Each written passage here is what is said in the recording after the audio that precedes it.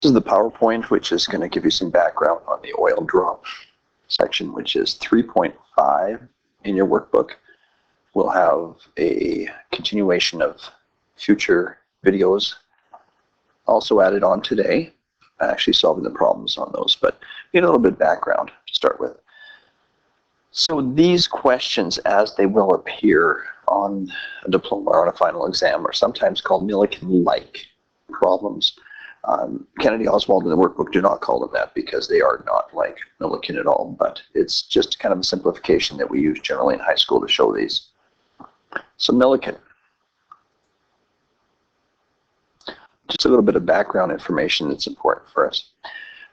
As you might remember from Science 10, and we'll certainly be going over again in Unit D when we get there, J.J. Thomson is given credit for discovering the electron using cathode ray tubes. So he didn't invent cathode ray tubes, other scientists had, but when they hooked up a glass chamber and then they created negative pressure by sucking as much air out of there as they can, they put a negative terminal from a battery, which is called in physics the cathode, and a positive, which is called the anode, found that there was a stream, a glowing stream, and they called them cathode rays, thinking it was like light, except when they put the air back in, they wouldn't stream. So that was the first indication it wasn't light, because as we know, light can't travel through a vacuum. The second thing that J.J. Thomson started to mess around with those cathode rays is he would set up both magnetic fields and then electric fields and then both. And by setting up those fields, he would be able to bend the stream. So with electric charged plates there, the stream would bend towards the positive plate and away from the negative plate, indicating that they were a stream of tiny particles which were negatively charged, and thus came along the electron. So by again using cathode ray tubes, you can see that and charge plates, you could find out that they were negative charges. But he was never able to actually calculate the magnitude of the charge. The charge we now know to be 1.6 times 10 to the minus 19 coulombs. That was actually determined by a gentleman named Millikan.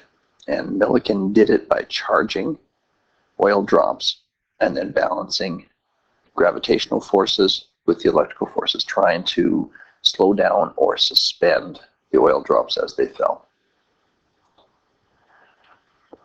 What J.J. Thomson was able to find, though, was the charge to mass ratio. So once Millikan did find the charge, then they were able to determine the mass to be 9.11 times 10 to the minus 31 kilograms. So if you take that 1.6 times 10 to the minus 19, divide by 911 times 10 to the minus 31, you'll get the number that J.J. Thomson was able to determine using that balancing of forces. So we'll be looking at questions that kind of let us imitate that a little bit later on. Sorry. So basically his experiment,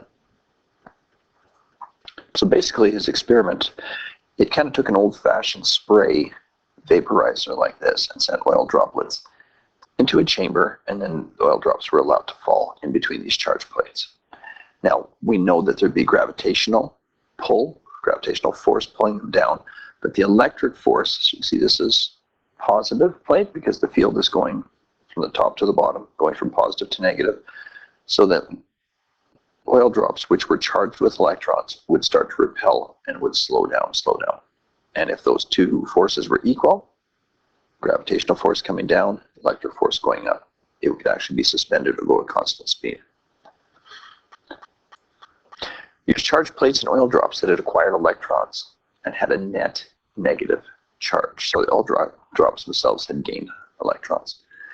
Use this interaction of the opposing forces, the Fg and Fe, to determine that the Q of an electron, the elementary charge, was 1.6 times 10 to the minus 19 coulombs. So the way that worked was by doing the math on that, and they had to have the density and be able to measure the radius of the oil drop, and from there calculate volume. He was able to tell that all the time, the smallest charge he ever got on an oil drop was 1.6 times 10 to the minus 19. And all of the other values that he determined were multiples of that. So 3.2 times 10 to the minus 19, or 4.8 times 10 to the minus 19, etc. So by recognizing those numbers, and he did it thousands and thousands of times, he found that was indeed our elementary charge. And so we've been using that a little bit already for the last few weeks, and that's where that came from Millikan. So when an oil drop is suspended, and we'll see that, or if it's going at constant speed, it means there's no acceleration. In order to have acceleration, you must have a net force. But if these two forces are equal, net force is equal to 0, which means that the oil drop itself would just be suspended one place, or moving down at a constant speed, or moving up at a constant speed. So when oil drop was accelerating up or down, then we have to use this analysis where the F net is equal to Fe plus Fg. Kind of similar to what we used last year with gravitational force and applied force in our up-down Barry Edgar solution on those problems, if you remember that.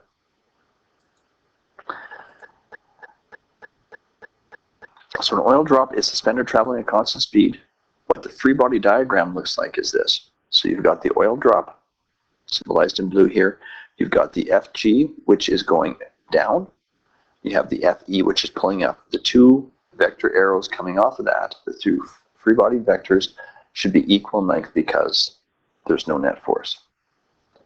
So Fe equals Fg if F net is equal to 0. When there's an unbalanced force is also called a net force. That means it's going to accelerate. So in terms of a free body diagram, you can see that the upward force, which again would be Fe, is bigger than the downward force of gravity.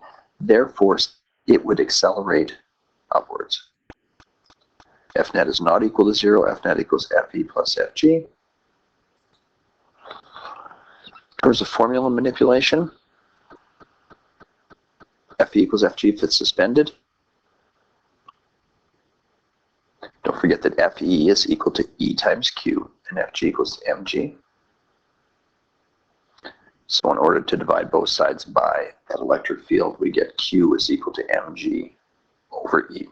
So the weight, or the mass times acceleration due to gravity 9.81, over whatever the electric field. And that's what Millikan did over and over again to find the Q. The mass of that oil drop, he would determine again. It's quite complicated using volume and density formulas, but we don't have to worry about that in physics here. And that's it, my friends.